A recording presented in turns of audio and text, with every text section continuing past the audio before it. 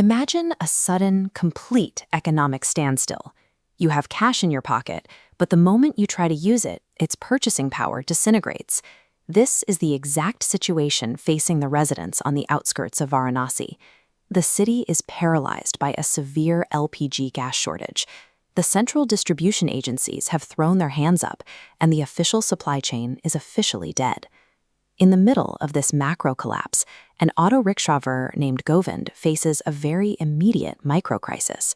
His wife, Lakshmi, has issued a strict ultimatum: procure a filled gas cylinder by 6 p.m. or sleep outside in his auto. Govind is trapped in an economic paradox. He has the rupees to buy the gas, but in a total supply chain collapse, fiat currency becomes worthless. Initially, Govind does what anyone would do. He looks for a traditional workaround.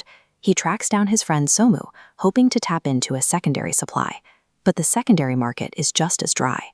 Somu has been forced to regress to older technology, boiling water over burning twigs because his own cylinder is empty.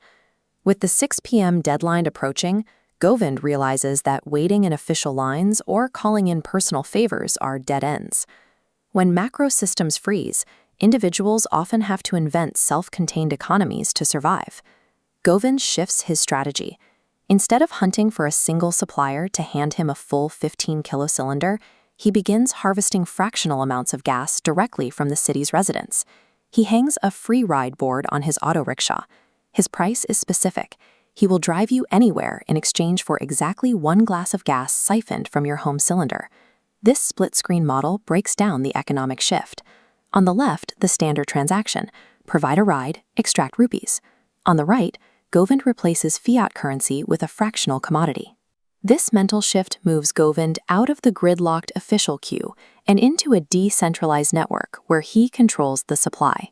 He immediately tests his new network. A man named Banwari eagerly agrees to the deal, trading an unnoticeable micro-asset from his home supply for the immediate utility of a ride. The model has limits. An older man named Dinanath wants a ride, but only has firewood to offer. Govind turns him down, as this specific microeconomy requires the end user to possess baseline capital to participate. Govind's systematic approach contrasts with the desperate strategies forming around him.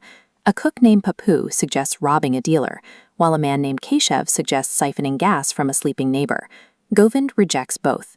This risk-reward matrix plots the available options. The heists suggested by others land firmly in the high-risk, high-penalty quadrant, risking jail or physical injury. This web diagram maps out Govind's alternative. By executing voluntary microtransactions, he spreads the risk across multiple participants. Distributed microsourcing proves to be a more reliable path to his goal than a high-stakes, single-point heist. By 5 p.m., Govind has completed roughly 10 microtransactions across the city. He lifts his cylinder to check the weight.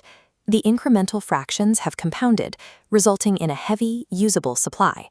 He walks through his front door a full hour before the deadline. He avoided the fate of neighbors like Keshav, who ended the day with a bandaged head after attempting an illegal shortcut. Lakshmi is shocked to see a full cylinder. Govind explains he gathered it piece by piece from the public. She dubs it cooperative gas, a term that captures the crowdsourced nature of his solution. This scenario shows that even when a city's central systems fail, decentralized workarounds can bridge the gap. A city-wide shortage can be bypassed by fractionalizing the problem into micro-contributions, especially when driven by a powerful incentive: the looming threat of being locked out of his own home.